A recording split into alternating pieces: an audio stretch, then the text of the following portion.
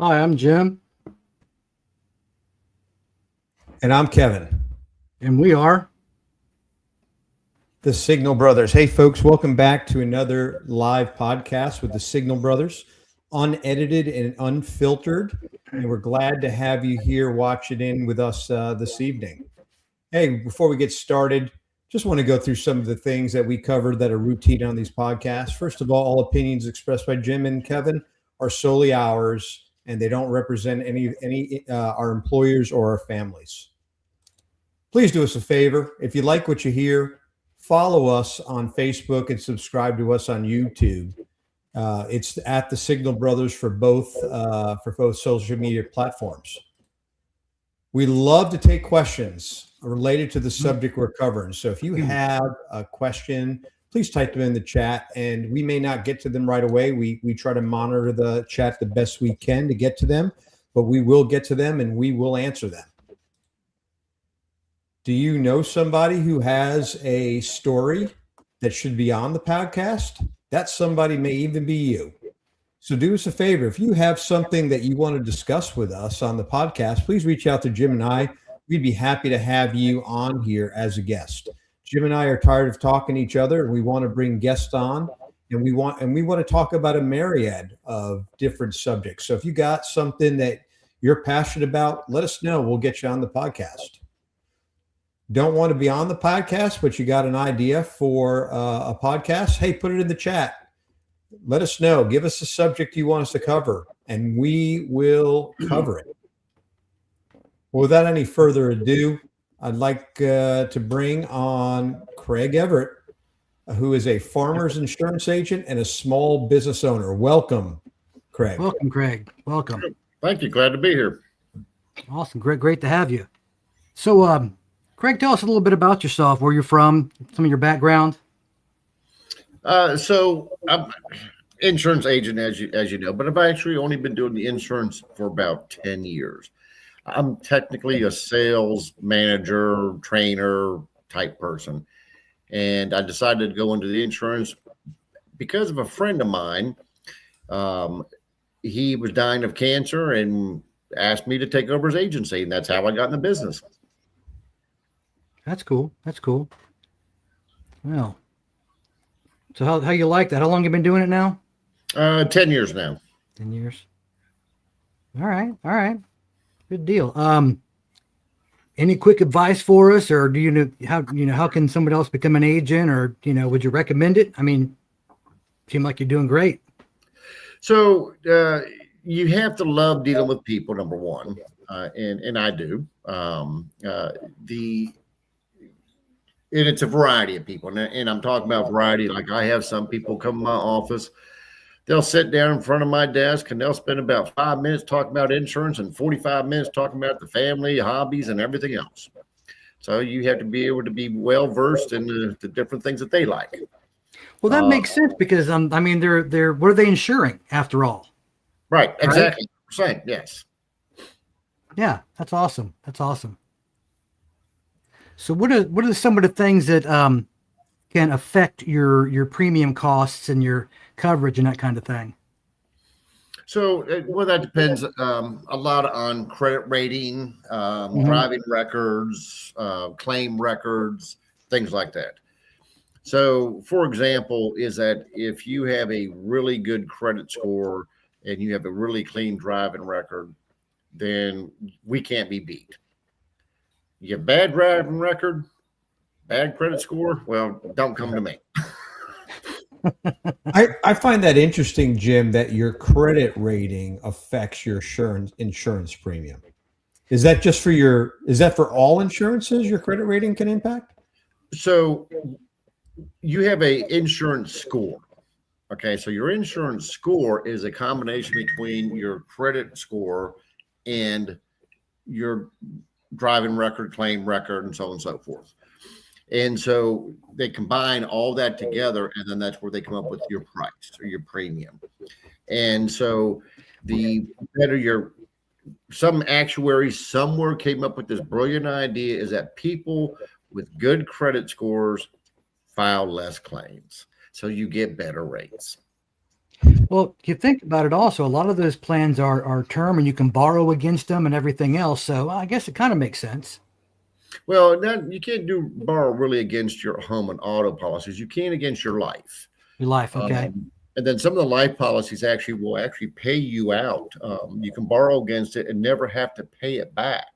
And it comes back out of when you die. And so let's say that you borrowed $50,000 life policy.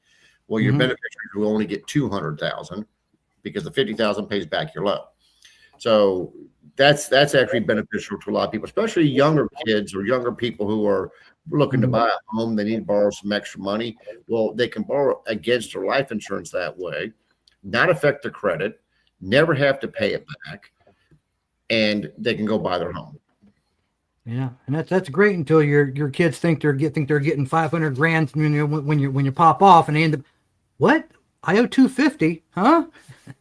Well, actually, it's funny that you mentioned that, because when I was younger, starting my family back in early 20s, nobody told me to buy life insurance. Nobody told me I can benefit from life insurance. Nobody told me I can borrow against my life insurance. Had I done that, what I sell today, back when I was 20, which was a long time ago, I mean, I'd be set on buying whatever I wanted to. Yeah. Okay. Yeah. I didn't know anything about that kind of thing when I was 20 years old. When I was starting out, I didn't know anything like that. You know, I have a lot of my customers, their kids are getting into that age group now, and I'm now presenting it to them of, you could do this. Yeah, I like to tell my kids that now because, I didn't, like I said, I didn't hear that kind of stuff growing up, not just about insurance, but everything else you do as an adult, nobody, told me about. So I try to tell my kids that, you can do this. Or So you can try that. Or, yeah. I actually took out a life insurance policy on my granddaughter. And I've done them with all of them since then, but the very first one. So when she turns 18, she can borrow that money out of that insurance to pay for her college and never have to pay it back. No student loans, nothing. She based on the numbers I did, when she turned retirement age, she would have a couple $1 million if she didn't touch it the entire time, just because of the way it grows. Right. That's good to know. That's good information there. Now, my granddaughter was 5 years old when I bought the policy, or maybe even less than that. But so it doesn't happen overnight. Right. So let me ask you this. So, there's probably a lot of things that affect your home insurance rates, Craig, such as, doing the maintenance on your home and, how well you keep the yard. Can you explain things that can affect your homeowner insurance and policies, premiums? So underwriters, who are the people who approve your policy, once they send out somebody, and then nowadays they're using AI, they're using satellites, they're doing all that kind of stuff. But once they approve the policy gets submitted, it still has to go through the underwriting process. And that's regardless of who buys what policy at what time frame. You may pay for it. It's still not 100% until the underwriting department approves it. Inspection. So they'll look at your roof. They'll look at, is your yard cluttered? Cluttered being, you may have some debris. I can tell you a story about a customer I had. The guy got a hold of, those big, huge spools that they have the either hoses or the fiber optic wire on. He wanted to turn it into a table. So an inspector looked at the house, and he had this thing rolled up against the side of his garage, being protected by the garage. Leaning up against it, they deemed it a hazard because it was a big roll. Now he was going to turn it into a table. So I go over to the guy's house. I roll away from the house. I take the pictures showing the garage is perfectly fine. Underwriting approved it. But that's the kind of things that these inspectors nitpick, in which case they send to the underwriters and give their recommendations to the underwriters. Now, I'll give you another good example is that I had a woman who, and this has been a while ago, she had a hole in her siding. from a hailstorm, or this is actually probably from a rock from a lawnmower because there's only one hole. And so this inspector nitpicked this hole and told the underwriting department, you don't want this because it's got a hole, it's going to have bug infestation, so on and so forth. So I go to Lowe's and I buy the woman a $6 patch kit, and I went and patched it for her, took a picture, sent it up to them, saying it was good. And they were fine with that. That's kind of the little maintenance stuff that the underwriters look at. They want to make sure that you don't get bug infestation. Nobody's going to get hurt on your property. Mm-hmm. Excuse me. Your rails going down your stairs are stable, or even you have rails. Yeah. If you have a bunch of things piled up in your yard, well, they're going to nitpick that. They're feeling that you don't take care of your yard, so you're not going to take care of the inside of your house. They very rarely inspect the inside. They judge your inside based on the outside. That sounds a lot like when you're having your house inspected for like a refinance or when you're selling it or when you're trying to buy a house. It's exactly the kind of thing that you go through when you're trying to do something like that. It's exactly the same. Well, and they all work together. They don't tell you that, they don't advertise that, but they do. So Craig, we're talking, we're going all over the roadmap on insurance. Why don't you tell the listeners, what types of insurance do you sell as an agent? Oh, so I will do home, auto, life, commercial. I can get into some other obscure things. I prefer not to, but if I have a customer who has all the other policies with me, then I will. Umbrella is another really good one that they should have. And those are actually quite inexpensive for your protection. So what is umbrella insurance and why is it important? Okay, so an umbrella is an additional liability policy over and above what your home and auto offer. So for example, if you got a auto policy with $250,000 bodily injury, and you caused an accident, or even a lot of people do 100,000 property damage, but you are the fault of an accident, and it involved a tractor trailer. Tractor trailers don't cost $100,000. The life that may be, injured severely or even die is far above the $250,000. So the umbrella is anything over and above that $250,000. So it's a protection from somebody suing you. Now, home policies, social media, we're on a podcast. You make a derogatory comment about somebody. You told a lie. You made up something they said they didn't say, whatever. You defamed the person. Well, they can sue you. Well, your home insurance will actually protect you from that. So they will pay for the lawyers to prevent you from having to deal with all that. The umbrella is over and above that. So let's say you have a $500,000 liability policy on your home. Somebody tries to sue you because of something that was said on social media, and they get awarded $1 million. Well, you only have $500,000 liability. The umbrella throws in another $1 million, $2 million, $3 million, however much you need over and above that. So let's say you bought $1 million umbrella policy. Now you have $1.5 million liability for your home. And if you had $250,000 for your car, so you have $1.25 million for your auto. So that's extra protection for you. And I recommend it to people who actually own homes, especially if they're close to having it paid off. If you're 20 years old and you just bought your first home, well, you probably don't need it. You're our age, you're now a target for people. And I had a customer who, thank God, he had a camera in his window, one of those GoPro things or whatever those cameras are.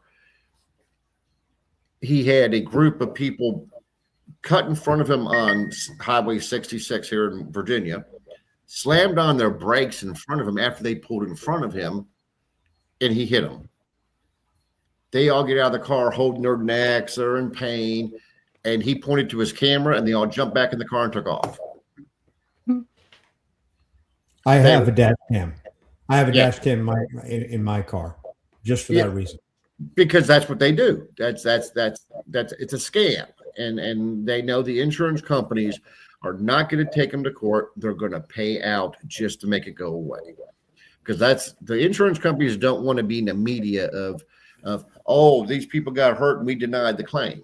They want to avoid all that bad press, so they're going to pay it. Now they may be $30,000 versus $250,000, but it's still going to be paid. Awesome. All right.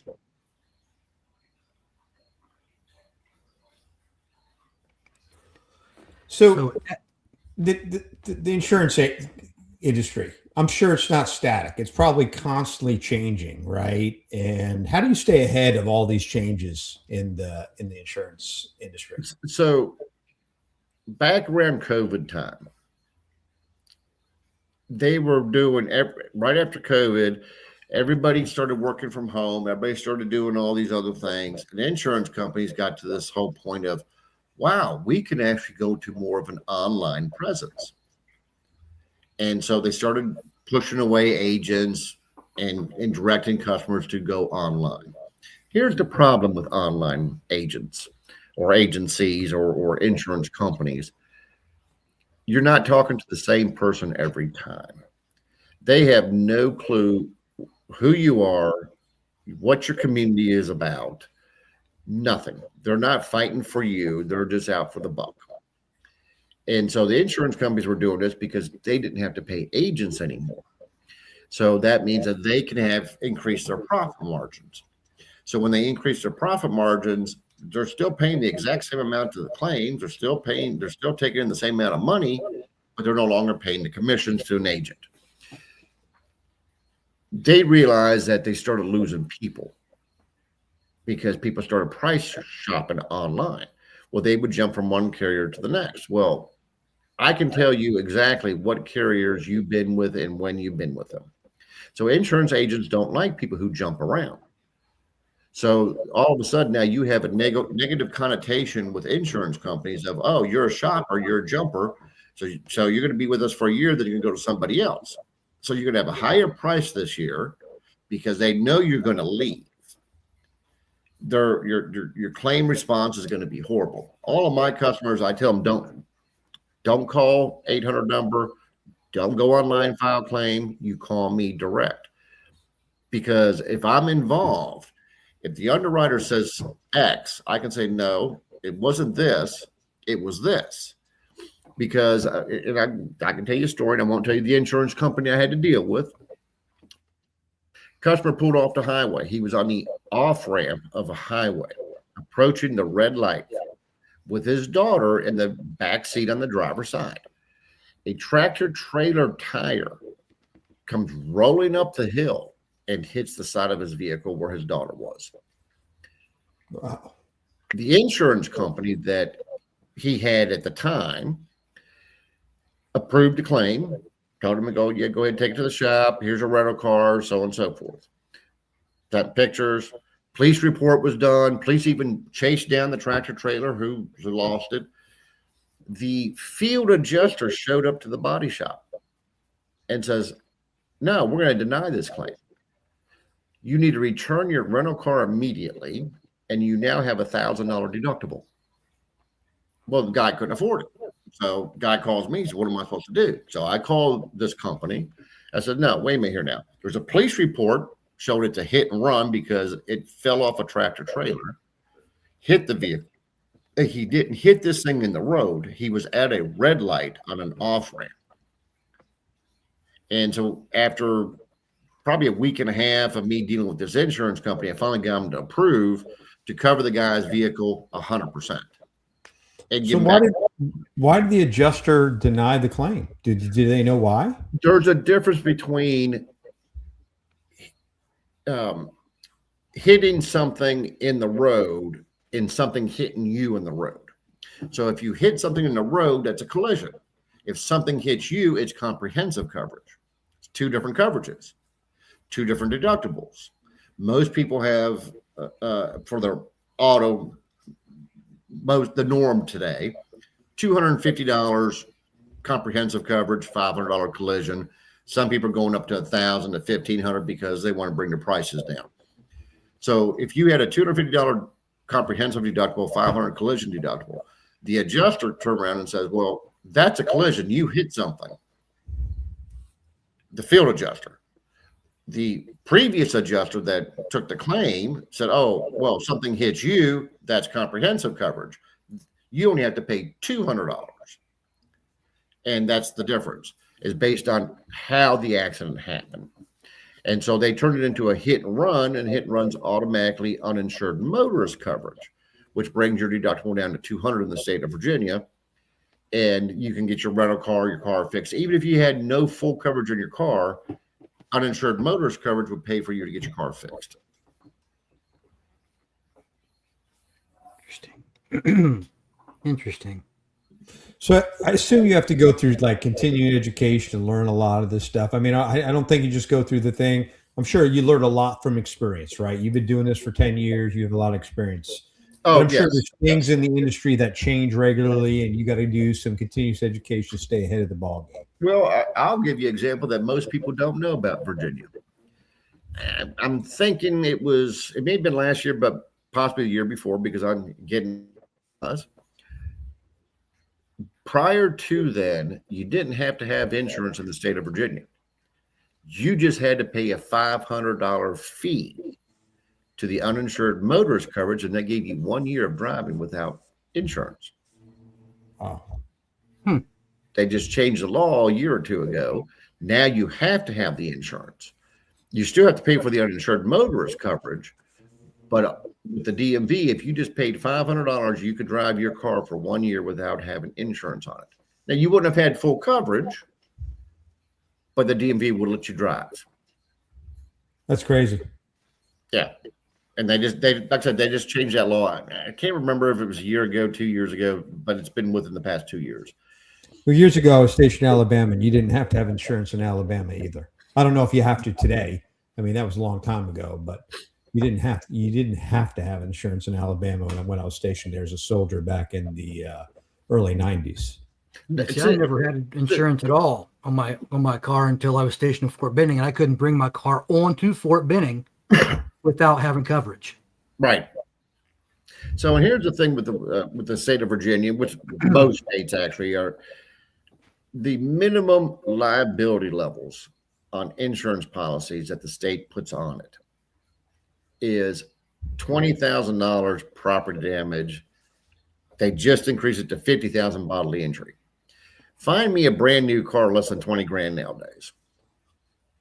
Yeah. So if you own a home and you cause an accident and you hit a vehicle, say a Tesla that's running 80, 100 grand, whatever they are, I don't buy them, but they're expensive. You don't have enough coverage to pay for that car. So do you not think the insurance company that's insuring that car is going to come after you to get repayment for that car? Which means they're not going to come after your home. Yeah. Interesting. The need of an umbrella. Something to think about. I never even thought about that. Now I've thought of gap insurance for a situation like what you're describing.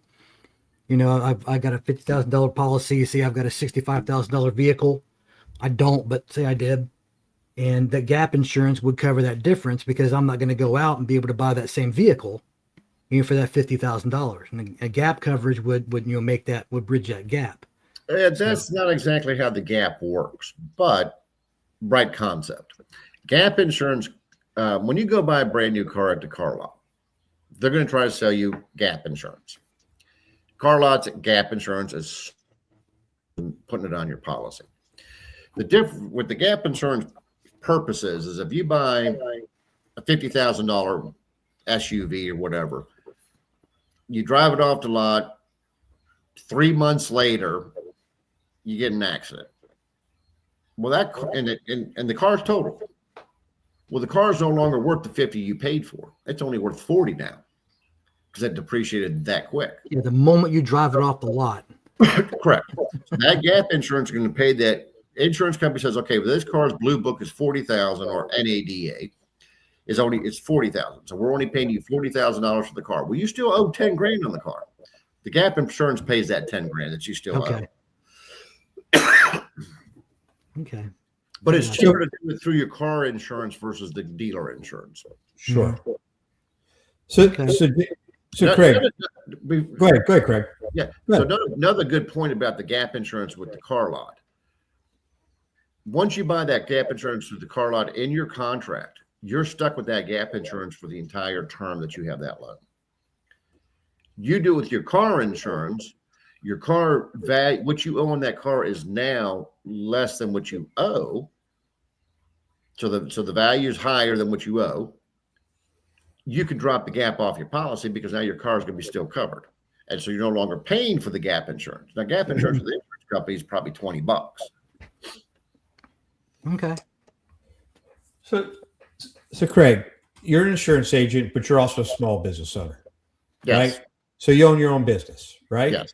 So tell us why you like, the advantages of being a small business owner, and then cover what are some of the challenges you also face as a small business owner. So I'm sure there's some advantages, and I'm sure there's some challenges you face. Could you cover that for us? So I've been a small business owner most of my life, and I do it for one reason only. My success is up to me and me only. I am not based on some HR department, some manager, some company exec saying, you're only worth this. No, I've determined what I'm worth based on how hard I work and how much I produce or sell or whatever. And so my success comes from my working. It's not relied upon everybody else's working or somebody else determining my pay. So that's my biggest thing. And plus, I can make my own decisions. I can work my own hours. If I think that I need to work an hour later, well, I work an hour later. Now, I don't get paid a salary. I'm working for free unless I make a sale. If I want to take off for the day, let's say Labor Day weekend's coming up next weekend. I want to take off Friday. I can, because my customers know I'm going to take off because I tell them. They have my cell phone number. They can call me if they need me. But that gives me that ability to do what I want to do. And there's a whole lot more benefits than that. It's you're rewarded for your experience. You're rewarded for your work ethic. You're rewarded for your ability to perform. Whereas most companies, you are not, beyond small raises. Negative sides of it. If you don't perform, you don't get paid. If your employees don't perform, you don't get paid. But you still have to pay them. Yep. So you're risking everything to do this. And I've done this over my life. I at one point in time, I started a business, and this is back in the 90s, a credit card processing business. Just me and one other person. We grew to 150 employees in a matter of a couple of years because nobody was taking credit cards. We were setting them all up. I mean, this is early 90s. People were just starting to take credit cards. You couldn't even buy McDonald's with a credit card at this point in time. Mm-hmm. And so we were doing this, and we built up to be about 150 employees doing this. But took us probably 3 years to get to that point. Trust me, the first 3 years, I didn't make a dime. I had to do side work. I had to do whatever. I was working at times 15, 20 hours a day because I wanted this to work. And then finally it did. Mm-hmm. Those are the sacrifices that people don't get when it comes to a small business agency.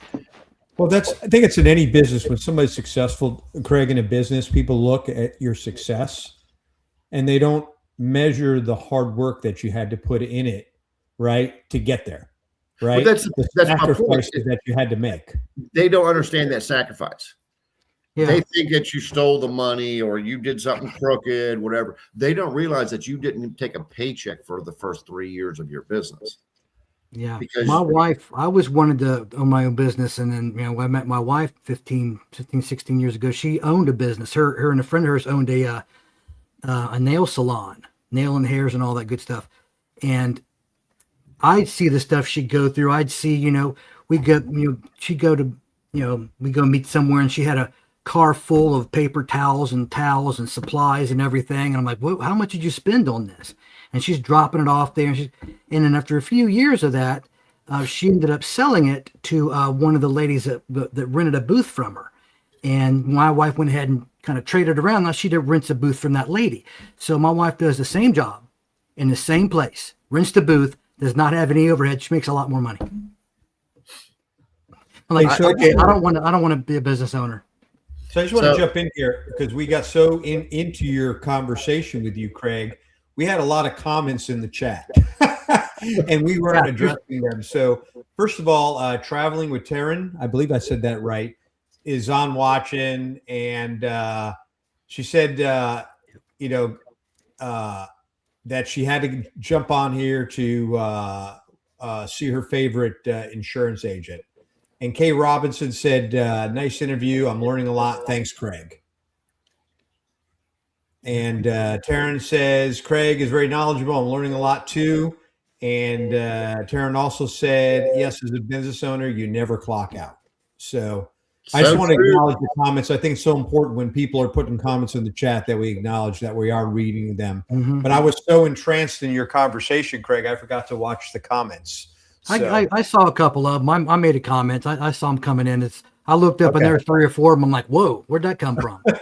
So I'll tell you a personal story that many people don't know. So about 4 years ago or so, I was with a different company and they decided that they didn't want agents anymore. They wanted to be more online. So all of us agents. So I go from making money that I built to $0.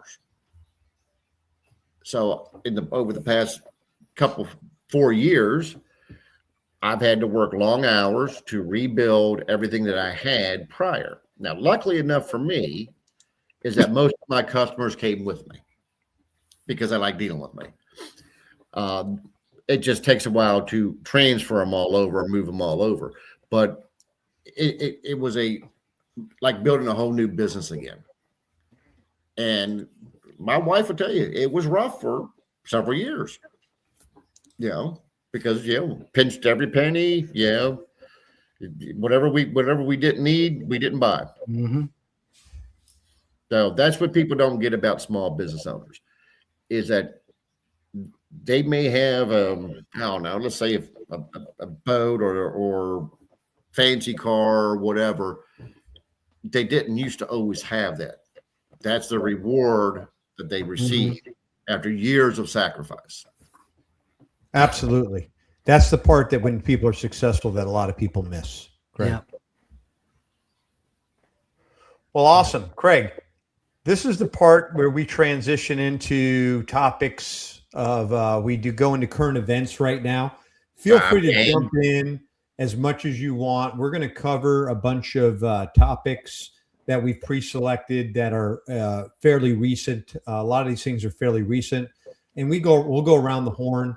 The first one I'm going to start. We'll put it up there, and then Jim may start. We may put another one where I start, and there may be another one where you start. So we'll go to the first subject, and I put them together because they happened back to back. The passing of Dolly Parton and Tim Curry. Why don't you lead us off on that, Jim? That is, and funny thing is, not funny thing, but there's 2 or 3 more that died within days. That a famous director had died, and a singer, and the Shelley, what's her name from Coach, the series. Yep. I mean, they're all over, right within days of each other. But yeah, I mean, I read somewhere that they delayed the announcement of Tim Curry's death so that it wouldn't take away from Dolly Parton. Because and I don't care what side of the fence you fall on. I mean, you can't hate Dolly Parton.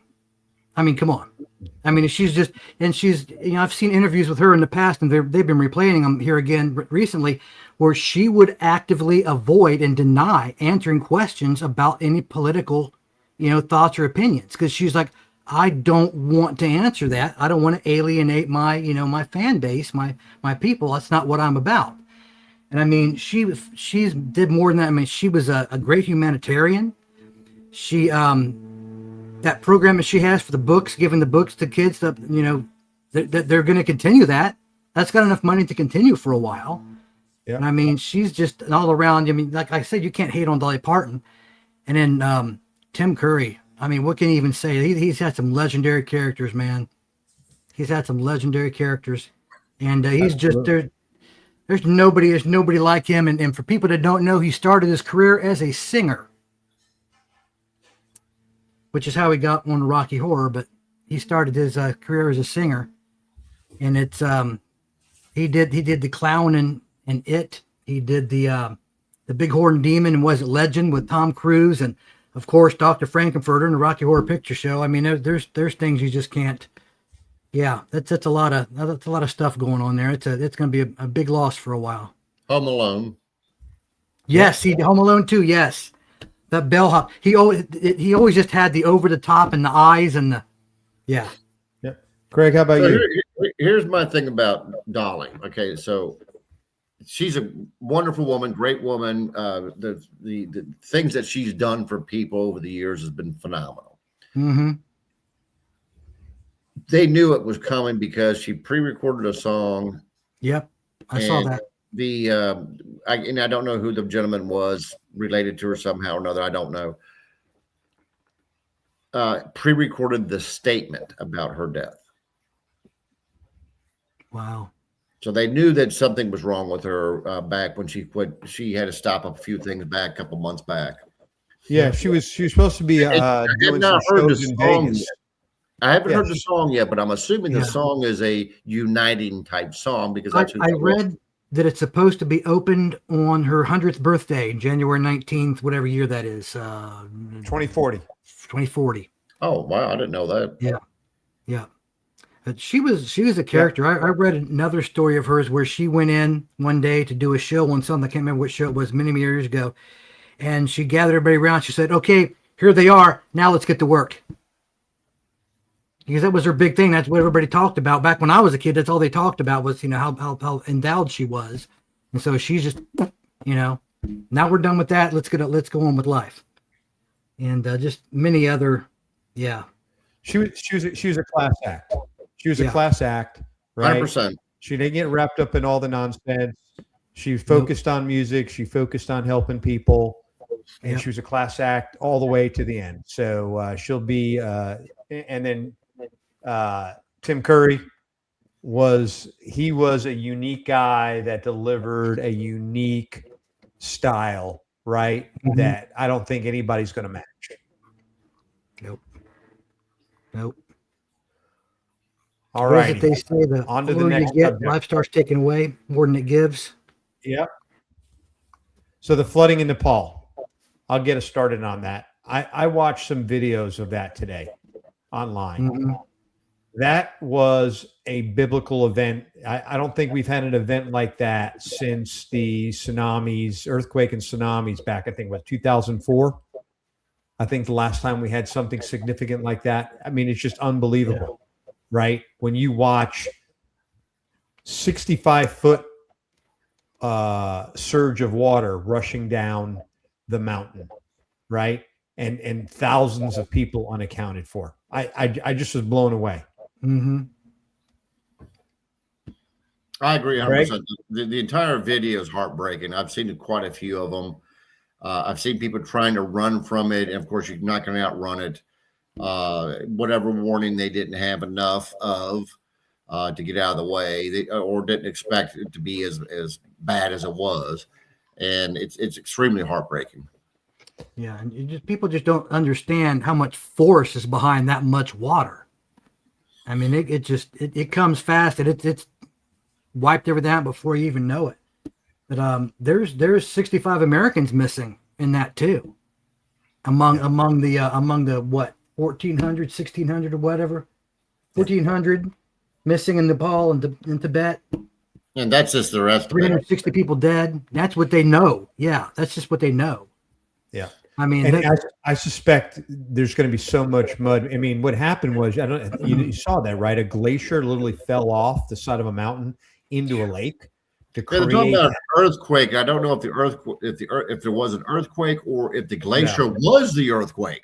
The glacier was the earthquake. It was so massive when it fell, it created it set off the seismic monitors, right? That's how big it was. So I don't think there was any way that they could have warned people to get out of the way of this, right? I don't think there's any way. It's unbelievable. But here, let me ask you, why do they build things in areas that are flood zones? Well, we could talk about that for days and days. Look at how we build in the U.S., right? That's what my point is. Florida. Is that we purposely build things in flood zones. How stupid are we? I read an article today that said the same could happen at Mount Rainier. We have places with all the rain we've had this year, and here in Middle Tennessee, we have places that are not flood zones that have flooded. What was it 2 years ago up in the mountains that we had very similar issue happen here in the U.S. with the hurricane that came through? Oh, Asheville. Yeah, Asheville, yes. Yes. I went there with a work buddy, and we did some relief there at a church that was feeding first responders, and what we drove through, and that was after most of it was incredible. I had one of my customers take trailer loads of stuff down there. Just everybody up in Shenandoah Valley here, we would just donate all the stuff in there, and he would drive them down on his own free time. Did a trip every couple of days. Yeah. Problem I have with that is that man gets involved or government gets involved, they always make the wrong decision. Mother Nature's going to do what Mother Nature's going to do, and there's nothing you're going to do to prevent it. Mm-hmm. You know, so you think you can build a dam, and guess what? Water's going to go around that dam. You know, it just happens. Yeah. Wow. Jimmy, any other things about the flooding in Nepal? No, I mean, what else can be said? It's just it's tragic. It's just sad. I think that the mud and stuff is going to be so deep. There's probably bodies that are not going to be recovered. No, or never even know. Yeah. I mean, and you talk about the region that it's in. There's people that are living out there just in probably not even on the rolls to begin with. Yeah. You know, living out in the country, living out in the sticks, whatever. They don't know they exist, let alone that they're missing. It was a densely populated area. The problem is that, Mm-hmm. you know, unless you have a family member that survived, they don't know you're missing. Yeah. Yeah. I mean, you could wipe out an entire family and nobody know it. Absolutely. Yeah. All right, on to the next topic. You want to lead us off about the Kennedy Center, Craig? Are we on that again? Is he trying that again? Yeah. Yeah. You want me to lead off on this? All right, I'll lead off on this.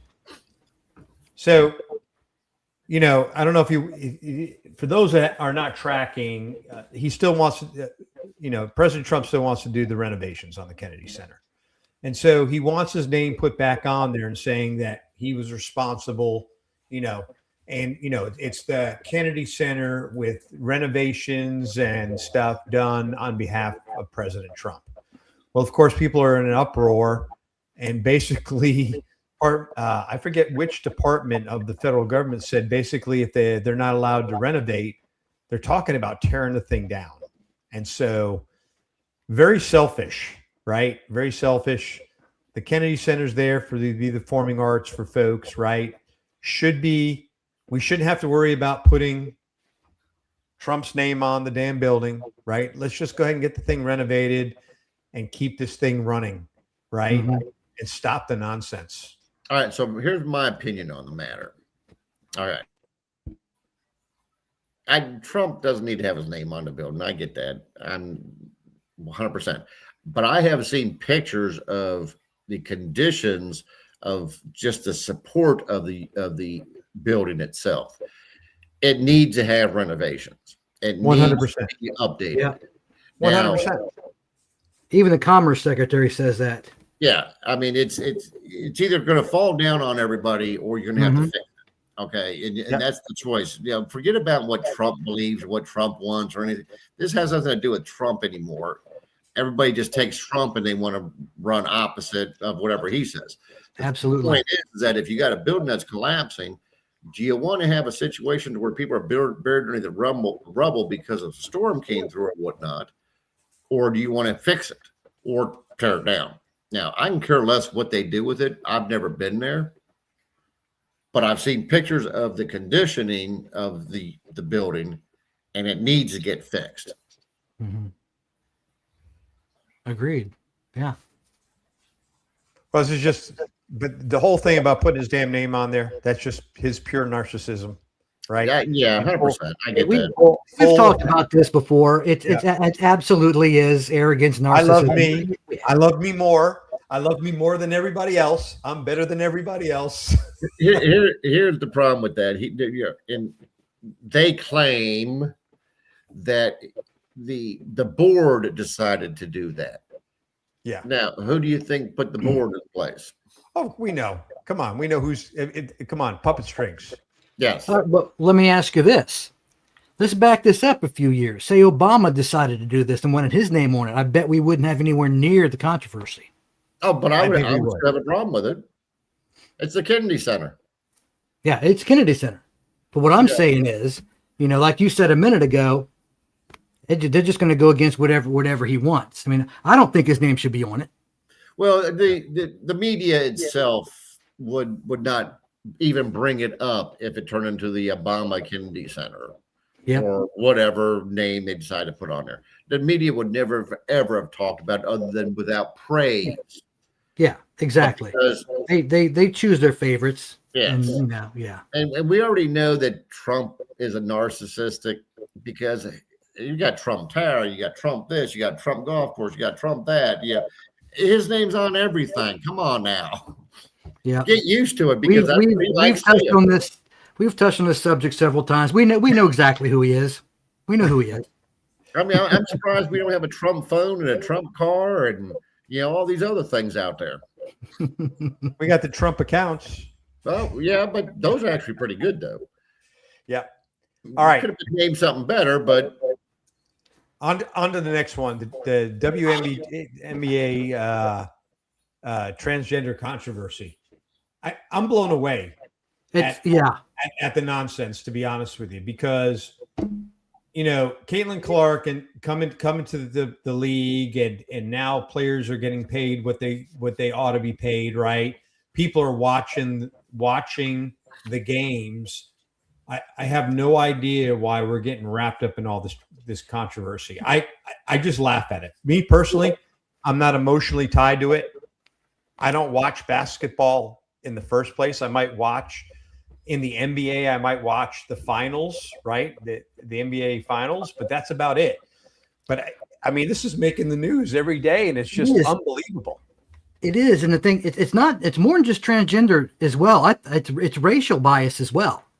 Because I mean, you went back when they were promoting Angel Reese and their Aja, what's her name? It was fine, but the moment they started putting their attention on Sophie Cunningham and Caitlin Clark, all of a sudden the refs are against them. The players are crushing them on the field, on the court, and it's crazy. And we wouldn't get paid the same. We wouldn't get paid the same as the NBA. We've got all this attention. Sophie Cunningham's little point thing she did handed them all the publicity they've ever wanted.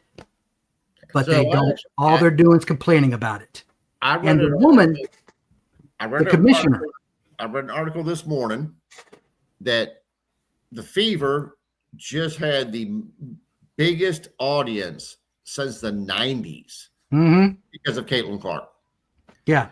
And you've got coaches cussing out children because of the shirts they're wearing. You've got the commissioner of the WNBA that refuses to define what a woman is. And now you got males that are declaring for the WNBA draft. And there's nothing that they're playing their own. They're playing their own rules. They're exploiting the rules that they are hovering around. But no, we don't want it that way. So here's my problem. God. Caitlin Clark brought the WNBA to the limelight. Yes, she did. I never watched a single WNBA game until her first game. I could not have told you a single name until then. Yeah, because I knew how good she was in college. I wanted to see how good she would be against the pros. Mm-hmm. So I watched because of that. Yeah. Well, she's the female version of Michael Jordan here, Yeah, but She does she's on things that court. She's on that court too long, and she'll get clotheslined, and nobody will call a foul on it. Now, Sophie Cunningham, I like Sophie Cunningham, and I like Sophie Cunningham for a couple of reasons. Number one is that she got attention because she was the defender of Caitlin Clark. Yeah, getting abused. Okay, obviously. And then Sophie Cunningham started standing up and being Sophie Cunningham. Well, then she started doing these outrageous videos and everything else. Here's my big problem is, what does the WNBA, what does that say? Women National Basketball Association. Women. All the women's rights people over the years. exactly. They all of a sudden gave up on women's rights. They're allowing guys to pretend to be women to act like, Well, that's because I don't get that. Okay, why that's you can because have a transgender league if you want to have a transgender league. I get that. I might have no problem with that one bit whatsoever. You want to be transgender and have your own basketball league, great. There's a difference physically between women and men. Well, the problem is we're arguing with them from the wrong perspective. See, we're arguing with them saying that there are men in the women's league. Their perspective is that those are women. So we got to defeat that assumption on their part, because the two arguments are never going to mesh, because we're arguing that they're men in the women's league. They're saying, no, they're not men in a women's league. They're women in a women's league because a transgender woman is a woman. That's the problem right there, is we're arguing that they're men. They're arguing that they're women. So our argument is never going to win over their argument until we find a common ground. We covered this in our podcast. It's biological, right? Yeah. We covered the details of this. Yeah. So I'm going to make a comment that's going to be very controversial. My wife is going to get mad at me for making it. Whatever happened to believe in the science? Yeah. Okay. Well, science says that Not that science. this gene and this gene are different. That's science. That's biology. Whatever happened to believing in the science, believing in biology? Now, you may want to be a woman, but that doesn't make you a woman. Yeah, and you can't take back that difference in upper body strength. You can't take back the difference in the physiology. You can't. Well, you can't change this. it. So I think the thing is, I think we can all agree that we have no problem with people that are transgender. Let's make that very clear. I care less. You want to I don't care. be whatever you want to be. All we're saying is, when it comes to women's sports, we want to protect women who are physiologically women from those that are physiologically men from playing in the sport with them. And defend something that your mothers and grandmothers and great grandmothers fought for 100 years to achieve. Well, that's actually my problem is that 40, there was no dream of having women having their own league. Now you're taking it away from something they've earned and worked so hard to get. Young girl scholarships in schools. I mean, come on. We remember we covered this in the It's Biological podcast. We talked about the fine line of why the feminists are not moving against this is because of what we just discussed, right? Because if you look at the amount of scholarship money in these colleges that go to male sports versus female sports, right? And it's bringing a lot of attention, which is driving a lot of money into the women's sports. And that's the real issue. All the money is all. It's always It's about money. It's about money. Going to men. It really is about money. All righty. This next one's a hot button topic for me. Yeah, I read a little bit about that. So it's a hot button topic. I'm not saying that, we've covered ICE, we've covered the illegal, deportation of illegal immigrants. What I will say is, if you read this story, if you read the specific story, they were trying to do the right thing. Yeah. Right. They were really trying to do the right thing. Yeah. And what I'm saying is when it comes to a U.S. service member, right, I think we need to pay. I'm not saying we don't go through the process, but we can't just sweep people up and ignore the fact that you are now impeding a service member's ability to do his or her mission while they're worried about their spouse being deported. Yeah, I mean, and he came to this country and you know, he's doing the right thing, like you said, and he goes and joins the U.S. Army. I'm like, you want to immigrate here and join the Army to defend the country you just immigrated? Hats off to you, buddy. And then this happens. I can understand how it happened initially, but the treatment of it should have been done a little bit better, especially when it comes to a service member's family. Agreed. I have no opinion because I don't know the story. So I have to research it. I haven't even heard it. I've been too busy to even look. All right. On to the Democratic Socialist Movement. Who wants to kick us off on this? Largest it's ever been. What, 120,000 members currently? It's unbelievable. It's just ridiculous. And I mean, what is it, 120,000 people that have never read history? Is that what we're talking about? I mean, come on. I don't know what's worse. I'm trying to embrace the socialist movement or the Islamic movement. I don't know which is more dangerous. These are people who have been brainwashed. They don't know history. Yeah, and they're not socialist either. And that's the problem, is that they think it's socialism, but it's not. It's communism. Yeah, and they want exactly. to take over your business. They want to divide that amongst the people. That's not socialism. That's communism. State-run grocery stores, or Right. I'm going to pass a law in my state that says you can't close down a business, or I'm going to charge you an exit tax if you move your business out of my state. Because we're charging too much taxes. So in the primaries that are going on around the U.S., right, there have been some successful candidates, but there also have been some candidates that have not been successful running, right? And it's scary because at the end of the day, you know, Craig, we were talking to you about being a small business owner, right? It takes, right? You sell an insurance policy, and there's a whole working thing behind that to make that policy work, right? So anytime you're selling an item, it doesn't matter what it is. It takes money to get that item. And if you want to give things away for free, the money's got to come from somewhere. And I'm just curious as to where people think the money's going to come from to pay for all these programs. So here's the problem. It's been the same problem. They keep going after the millionaires, billionaires, trillionaires, whatever. Add up all the richest people in the United States, all their money.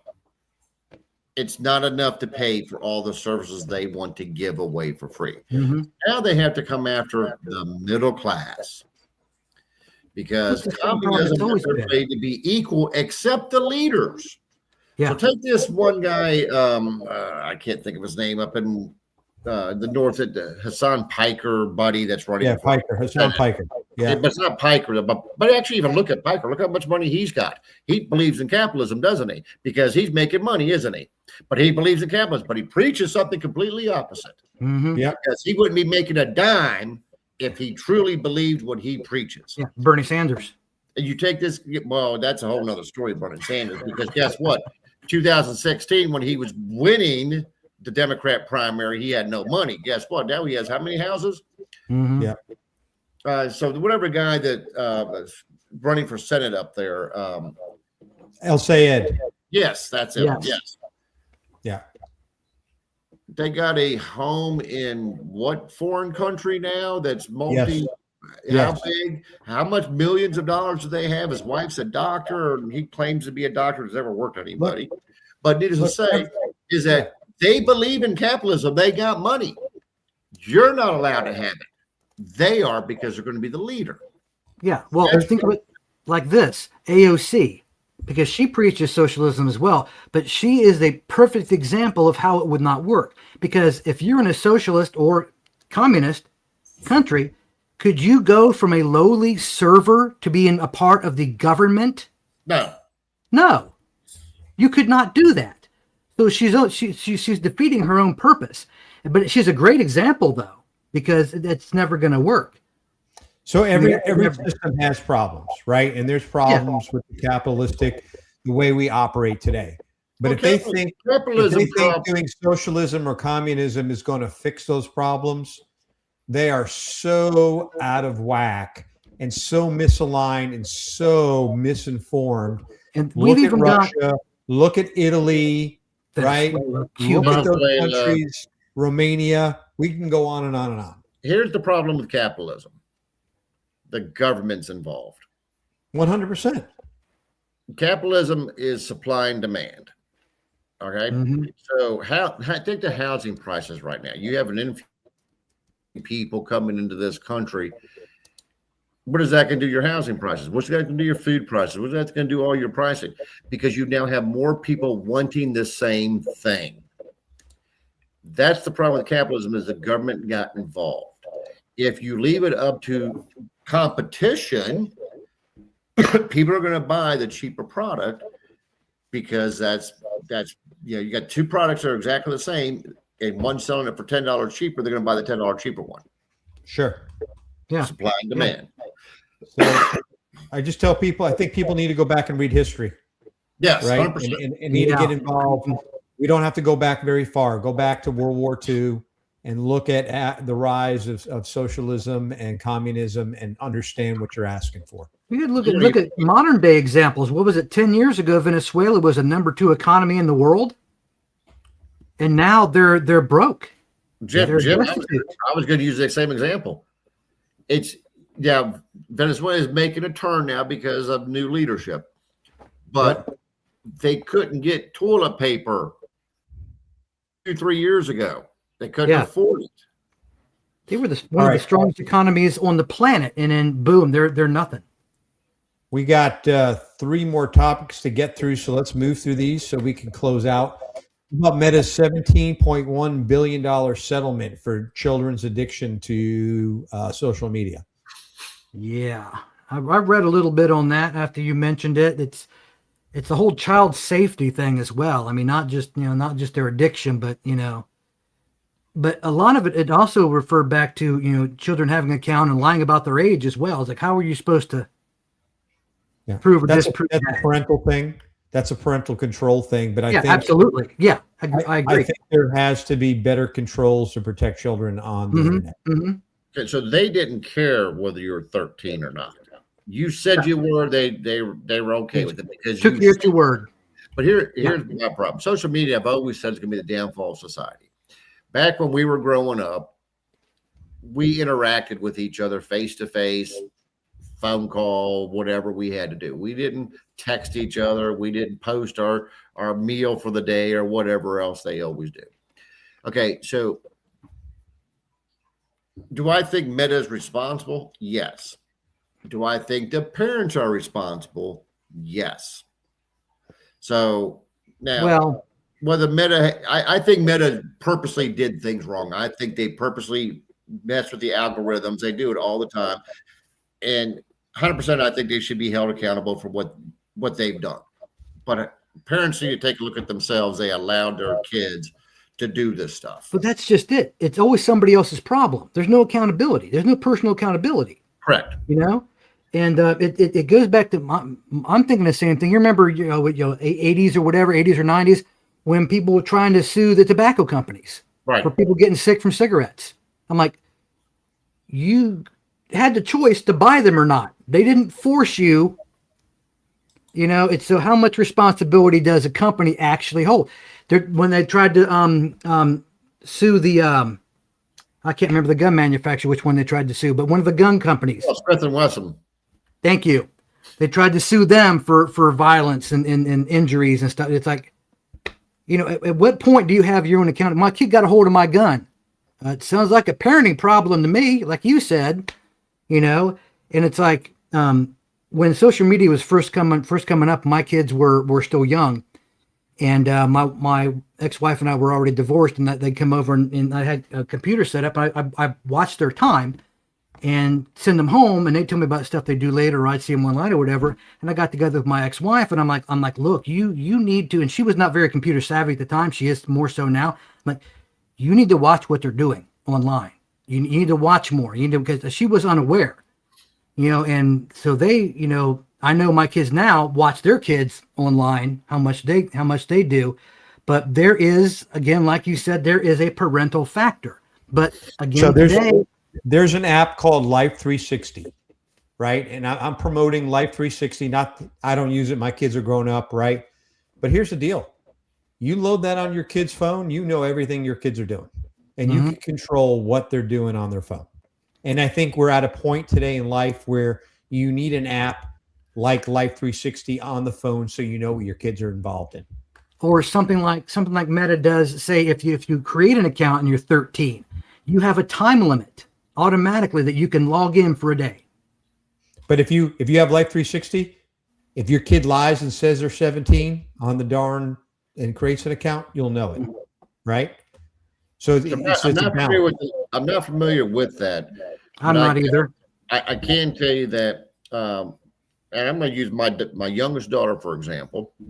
When she was old enough to drive, I knew that she was not focused enough to have friends in the car. So for the first year of her driving, she couldn't have a single person in her car except her sister. That was the control that I put in place.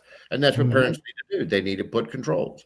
You can take the phone away from your child at 9 o'clock at night. Okay. Nope. You're done. Yep. So it's an interesting thing. It's a step in the right direction. The fact that they find him $17.1 billion sends a message, right? Sends a clear I don't think it's enough. But the thing that amazes me, the states are going to get the money, not the people. Yeah. Well, the thing that amazes me is how companies are that big these days. Because you remember back in the 80s and before, when they split up AT&T because it got too big, they tried to split up Netscape because it was too big.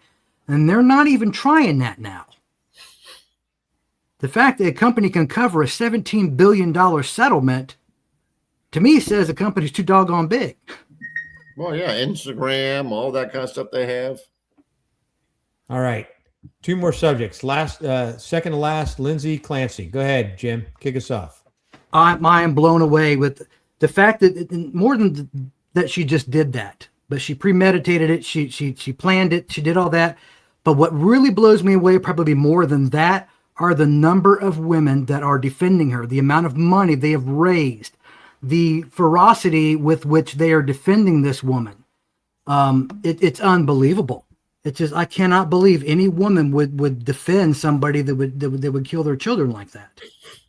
It's a crazy story, and they're supposed to be they're deliberating today. I read earlier, and I haven't checked back to see if they haven't. No, they're out for the day. They haven't come up with a verdict yet. The judge, the last I read, the judge just instructed them to consider manslaughter as opposed to murder, which only has a 25 year sentence. But the amount of women that are backing this woman, it just blows me away. I don't think we deserve to survive as a species myself anymore. Okay, so here's my opinion. Okay.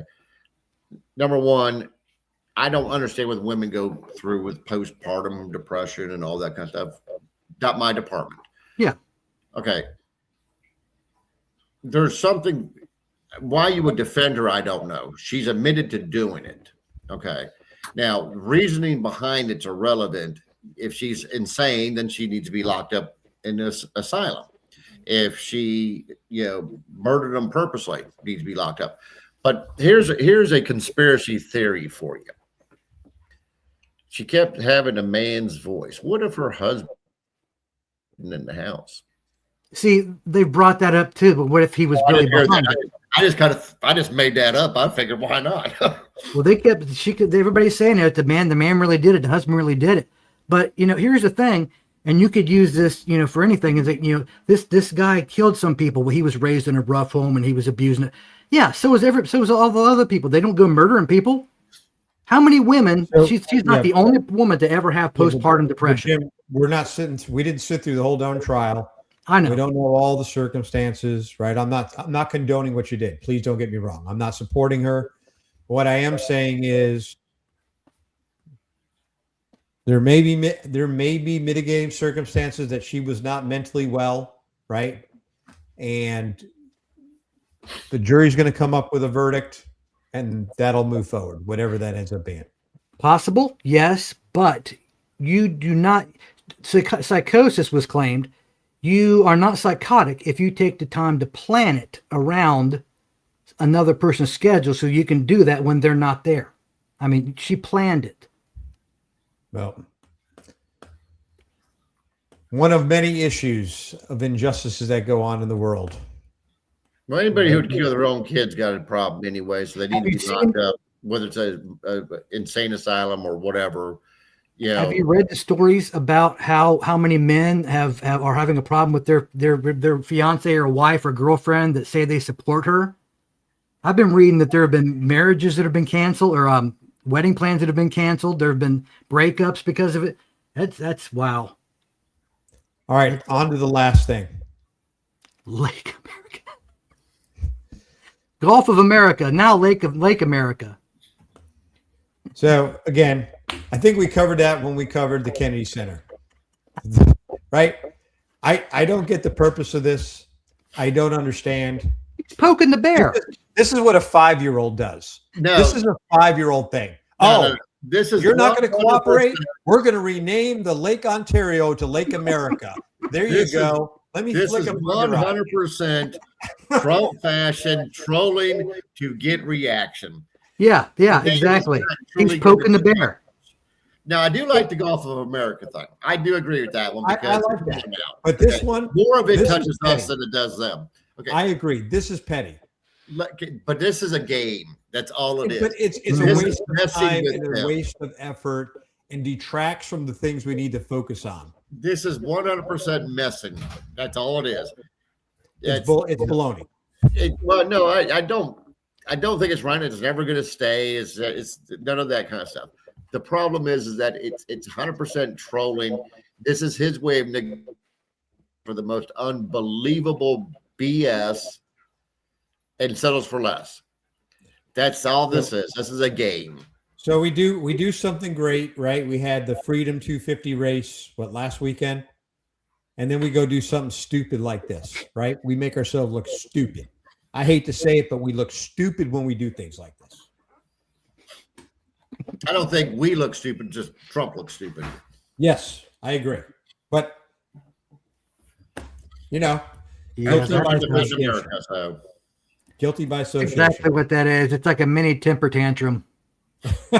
I truly believe this is just him trawling to get attention away from another issue. Yeah, Because absolutely. all the media is going to talk about is Lake of America, and they're not going to talk about the other things that are going on. This is classic Trump of redirecting Yeah, attention. That's all All it right, is. guys. We've been going for an hour and 13 minutes. It's Probably been one of our an longest podcasts. awesome conversation. Craig, we've appreciated having you on with us today. Been fun. I quite enjoyed it. I think you covered a lot of great information about insurance that people need to be aware. So hopefully, like I said, we don't get a lot of people that watch the podcast live, but a lot of people watch them after. And Well, I Jim see and I some would get of off my our lazy followers are butt watching. and register with Spotify and all the other podcasts. Our podcast would get out there and get much more coverage, but we've been a little bit lazy. But we do appreciate having you on. There, I had it up earlier. There's the link for information if people want more information about insurance. Craig, even if Craig can't service you a policy, he can put you if you don't live in Virginia or the areas that Craig covers, he can put you in touch with somebody who can get you squared away. Yeah. Craig, any final thoughts? Nope, I greatly appreciate it. Had a lot of fun. Jim? Absolutely. We should do this again sometime. Yes, sir. If Sounds it's like not a even plan. about insurance, we can do other things. Yep. Jim, All anything? All right. Well, I'm Kevin, And I'm Jim, and we are. the Signal Brothers. Have a good one, folks. Thanks for watching. Good night, folks. Thank you.